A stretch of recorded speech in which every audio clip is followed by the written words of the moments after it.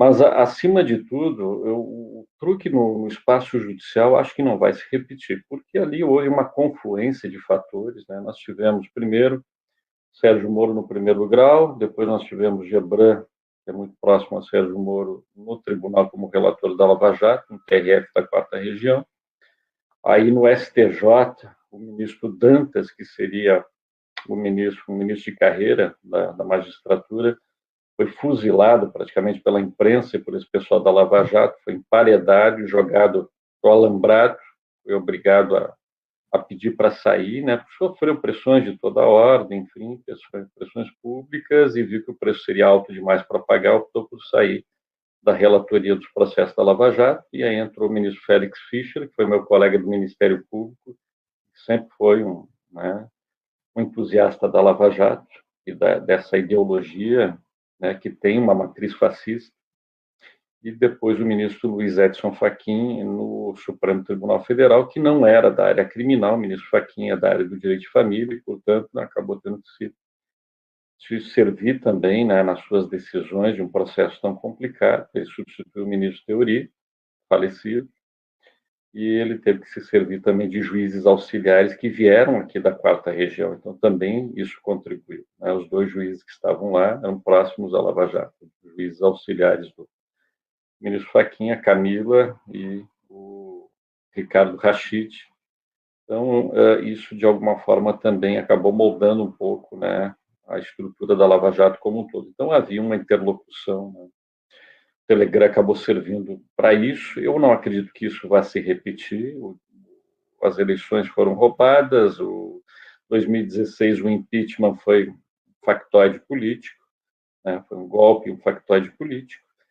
E eu acredito que agora é o momento da verdade, é o momento, então, em que o Supremo tem sido implacável. Existe uma maioria na segunda turma do Supremo Tribunal Federal em favor da revisitação, da busca da verdade nesses processos da Lava Jato, né? Dallagnol, Moura, essa turma toda vai para os jornais falando que não, que isso é impunidade. O próprio ministro Barroso falou nessa palavra, mesmo sendo presidente do Supremo, falou em que o Supremo estaria promovendo a impunidade, mas não acredito nessa hipótese. O Supremo está fazendo o papel dele, né? É a última instância do Judiciário. Graças ao Supremo Tribunal Federal, a estrutura jurídica se mantém no país, seja durante o auge do Covid, como depois no golpe, ali, a tentativa de golpe do 8 de janeiro. O Supremo é o último bastião da democracia. Tem se mostrado dessa maneira.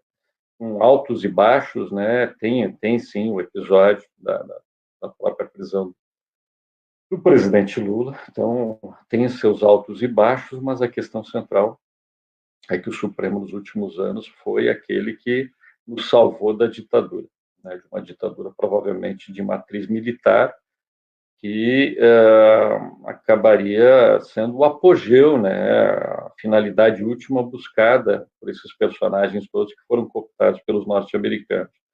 Tem também um aspecto não muito claro da extensão do papel desempenhado pela maçonaria. Nós temos pessoas importantes ligadas ao movimento, Michel Temer, Hamilton Mourão, eventualmente, eu não sei se é o caso do Thompson Flores, mas o Thompson Flores é muito ligado ao general Hamilton Mourão, que hoje é senador pelo Rio Grande do Sul. Então, assim, também, né, nós temos um conjunto de fatores, aí não são só os bancos, não é só empresariado, não é só aquela elite tradicional. Tem também, né, os bastidores do que aconteceu, que nós, um dia, provavelmente saberemos o que houve. Eu acredito piamente que um dia esses arquivos da CIA vazem, os arquivos do Departamento de Estado, isso não se consegue você selar para o resto da vida, né? Nenhum arquivo desses aí eletrônicos é eterno. E aí nós vamos saber a real extensão dos trabalhos desempenhados pelo Sérgio Moro e pelo Deltan Dallagnol, né? Como que isso aconteceu. O livro do Salvo faz uma narrativa dessa cooptação, de como teria acontecido, né? Isso está no livro. Houve uma tentativa de cooptação minha, também em 2008, eu acabei não aceitando.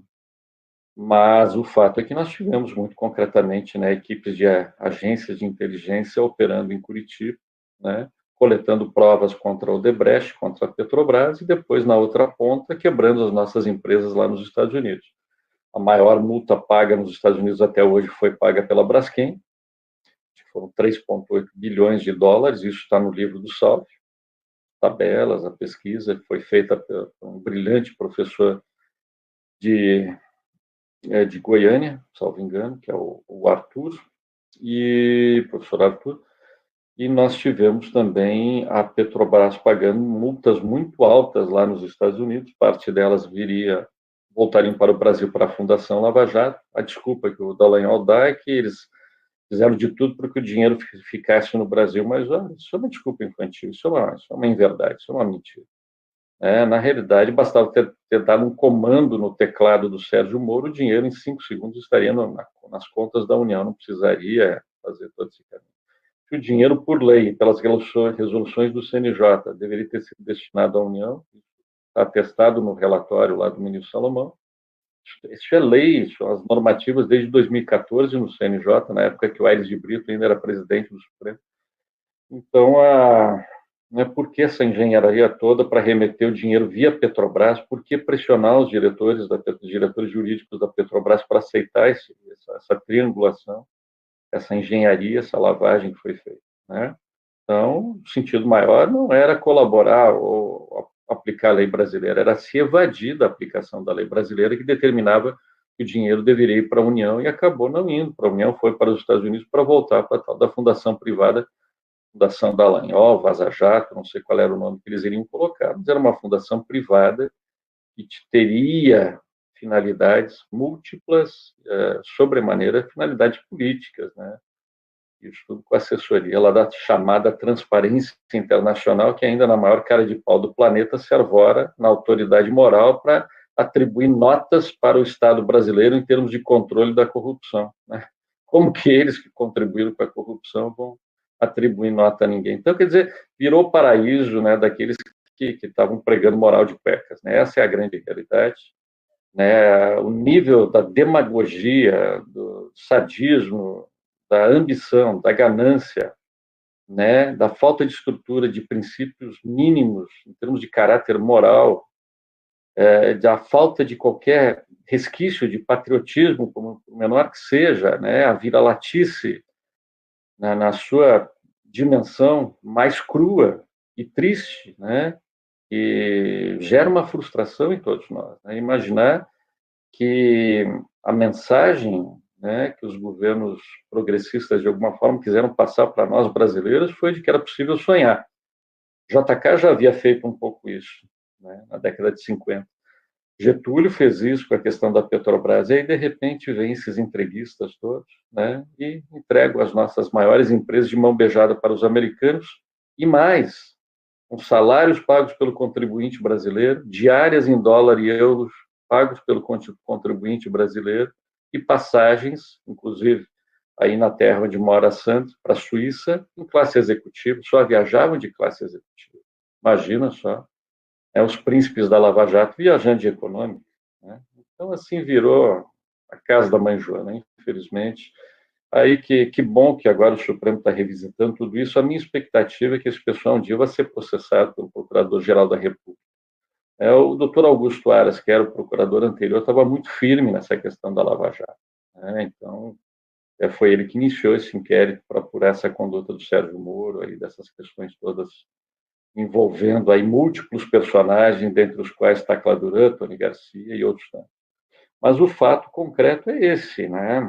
Eles foram desnudados pelo relatório do ministro Salomão, que foi publicado pela imprensa. Aqueles que não leram, eu peço que gastem 5 minutos do seu tempo e leiam no Google esse relatório do ministro Salomão.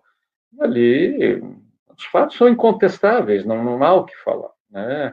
A investigação que foi feita, eu sei que o Dallagnol e o Sérgio Moro estão atirando todas as pedras no ministro Salomão, difamando, caluniando, tentando atingir a pessoa, porque esse é o método deles, né? Foi o que fizeram comigo, tentar atingir a pessoa, né? Não o trabalho.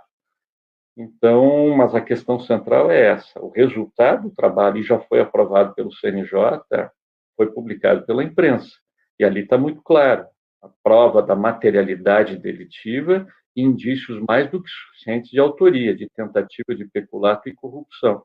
E ainda o relatório deixa dar como pano de fundo essa traição à pátria, dizendo que houve cooptação de agentes públicos brasileiros, pagos pelos cofres brasileiros, por parte dessas agências de investigação norte-americanas, tem hoje como foco principal espionagem industrial e comercial. Isso não tem nada a ver com segurança nacional, com nada. 11 de setembro, tráfico de drogas, na tríplice fronteira. Não, hoje se faz espionagem comercial pura e simples, porque as empresas de lá têm um lobby forte perante os governos. Nós aqui que, né, por viralatismo, entregamos as nossas empresas de mão beijada através desses falsos patriotas, desses falsos heróis de Telegram.